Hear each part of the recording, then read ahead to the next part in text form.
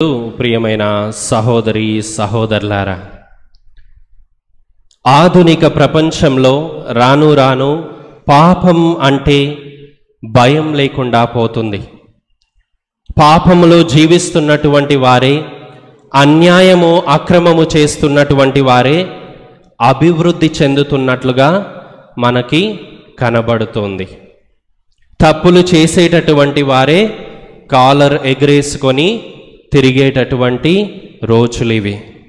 పాపం అంటే లెక్క చేయకుండా బ్రతుకుతున్నటువంటి రోజులు ఇవి. ప్రియ సహోదరి సహోదరులారా, ఇంకొక అడుగు ముందుకు వేసి చూస్తే పాపం అనే విషయాన్ని గురించి వినడానికి కూడా సిద్ధంగా లేరు మనుషులు.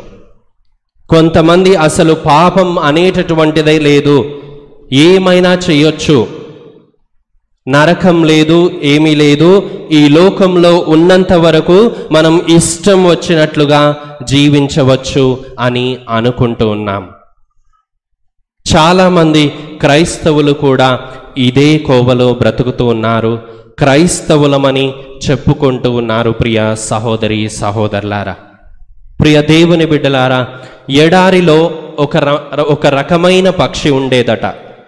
ఆ పక్షి యొక్క స్వభావము ఏమిటి అంటే, తనను చంపటానికి ఎవరైనా వేటగాడు వచ్చినప్పుడు కానీ, లేకపోతే తినటానికి ఎవరైనా శత్రువులు కానీ, ఇంకా జంతువులు వచ్చినప్పుడు కానీ, అది పరిగెత్తుకుంటూ వెళ్ళి త్వరగా ఒక గుంతను తవ్వి ఆ గుంతలో తన తలను పెట్టి కాళ్ళు రెక్కలు ఆ ఇసుక పైన ఉంచి లోపల తలను ఉంచి, నన్ను ఎవరు చూడటం లేదులే, అసలు నాకు అపాయమే లేదులే అన్నట్లుగా భావించుకునేదట.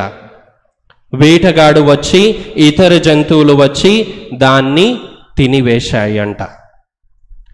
ప్రియ సహోదరి సహోదరులారా, ఆధునిక మానవుణ్ణి దేనితో పోలుద్దామంటే ఇదిగో ఇలాంటి పిచ్చి పక్షితో పోల్చుకోవాలి. ఏమిటి? అపాయం ఉంది, ఆపద ఉంది, ప్రమాదం ఉంది, కానీ గుంత తీసి గుంతలో తలను పెట్టి ఇక అపాయం అనేటిదే లేదు అని తనను తాను మోసం చేసుకొని ప్రమాదంలో చిక్కుకొని శత్రువుకి దొరికిపోవడం. ఆధునిక ప్రపంచంలో ఆధునిక క్రైస్తవులు కూడా ఇదే జీవితాన్ని జీవిస్తూ ఉన్నారు. ప్రియ సహోదరి సహోదరులారా, చెడు చెయ్యకూడదు, పాపము చెయ్యకూడదు, ఇది పాపము, ఇది మంచిది, ఇది చెడు అని చెప్తున్నప్పుడు వింటున్నాం, మంచిగా వింటున్నాం, కానీ మనకి లెక్క లేదు. ప్రియ సహోదరి సహోదరులారా, పాపము లేదు, పుణ్యము లేదు, ఏమైనా చేయొచ్చు, ఏం కాదు, ఏం చేసినా కానీ ఓకే అన్నట్లుగా మనం జీవిస్తూ ఉన్నాం. దేవుడు ప్రేమామయుడు కాబట్టి, కనికరము కలవాడు కాబట్టి, నేను ఏ మోసం చేసినా కానీ, ఎంత చెడు జీవితం జీవిస్తున్నా కానీ దేవుడు నన్ను క్షమిస్తాడులే అనే కోవలో మనం జీవిస్తున్నాం. ప్రియ సహోదరి సహోదరులారా, జాగ్రత్త వహించుదాం, ఆత్మ పరిశీలన చేసుకుందాం. ఈరోజు మనం సువిశేషంలో విన్నాం, యేసు ప్రభు ఉత్థానమైన తరువాత మొట్టమొదటిగా దర్శనమిచ్చింది ఎవరికి? మొట్టమొదటిగా దర్శనమిచ్చింది శిష్యులక, అపోస్తులక, మరియ తల్లిక? ఎవరికి? వీళ్ళ ఎవ్వరికీ కాదు. ప్రియ సహోదరి సహోదరులారా, ఆయన మరణాన్ని గెలిచిన తర్వాత మొట్టమొదటిగా ఆయన దర్శనాన్ని ఇచ్చింది మరియా మగ్దలేనమ్మకి. ఈ సత్యాన్ని మనము అన్ని సువార్తలలో కూడా మనం చూస్తాం. ఆ మరియా మగ్దలేనమ్మ యొక్క పండుగని యావత్ కథోలిక స్త్రీ సభ ఇదిగో ఈ రోజున ఘనంగా కొనియాడుతుంది. ప్రియ సహోదరి సహోదరులారా, అయితే ఎవరు ఈ మరియా మగ్దలేనమ్మ? ఎందుకని మరియా మగ్దలేనమ్మకి యేసు ప్రభు తాను ఉత్థానమైన తర్వాత మొట్టమొదటి దర్శన భాగ్యాన్ని పొందుకునే కృపను దయచేశాడు? ఎందుకు అంటే, మొదటిగా ఈ మరియా మగ్దలేనమ్మ ఒక భయంకరమైనటువంటి పాపాత్మురాలు. స్పష్టంగా చెప్పాలి అంటే ఈ మరియా మగ్దలేనమ్మ ఒక వ్యభిచారి, పాపములోనే జీవిస్తూ పాపములోనే బ్రతికి ఉన్నటువంటి ఒక స్త్రీ. కానీ ప్రభువు గురించి తెలుసుకున్న తర్వాత, ప్రభువుని ఎరిగిన తర్వాత, ఇదిగో ఈ మరియ మగ్దలేనమ్మ పరిశుద్ధురాలిగా మారిపోయింది. ప్రియులారా, ప్రియమైన సహోదరి సహోదరులారా, యేసు ప్రభు లూకా సువార్త 7వ అధ్యాయంలో సీమోను అనే పరిసయ్యుని ఇంటికి భోజనానికి వెళ్తాడు. వెళ్ళినప్పుడు ప్రభువు అక్కడ ఉన్నాడని తెలుసుకున్నటువంటి ఒక స్త్రీ, ఆ స్త్రీ ఎవరు? మరియ మగ్దలేనమ్మ. ప్రభు దగ్గరికి వచ్చి ఆయన యొక్క పాదాల మీద పశ్చాత్తాపముతో కన్నీరు కారుస్తూ ప్రభు యొక్క పాదాల తన యొక్క కన్నీటితో ప్రభు యొక్క పాదాలను తన యొక్క కన్నీటితో కడిగింది. ప్రియులారా, తన యొక్క తల వెంట్రుకలతో తుడిచింది. తనతో తెచ్చుకున్నటువంటి పరిమళ ద్రవ్యమును ఆ యేసు పాదముల మీద పోసింది. ప్రియ సహోదరి సహోదరులారా, ఈ 3 కార్యాలు కూడా ఎంతో అర్థమైనటువంటివి. మొదటిగా తన కన్నీటితో యేసు పాదాలను కడగడం. ఇదిగో తన పశ్చాత్తాపానికి సూచకగా ఉంటుంది. ఎంతగా ఆమె పశ్చాత్తాపపడింది అంటే, కన్నీటితో హృదయ వేదనతో తాను చేసిన పాపాలను ఇదిగో ఆమె ఒప్పుకుంది. తన తల వెంట్రుకలతో యేసయ్య పాదాలను తొడుస్తుంది. అంటే యూదుల సాంప్రదాయం ప్రకారం స్త్రీ తన యొక్క వెంట్రుకలను 10 మంది ముందు కనపడనివ్వకూడదు. మీరు చూస్తే మరియ తల్లి కూడా ఇదిగో కప్పుకునే ఉంటుంది.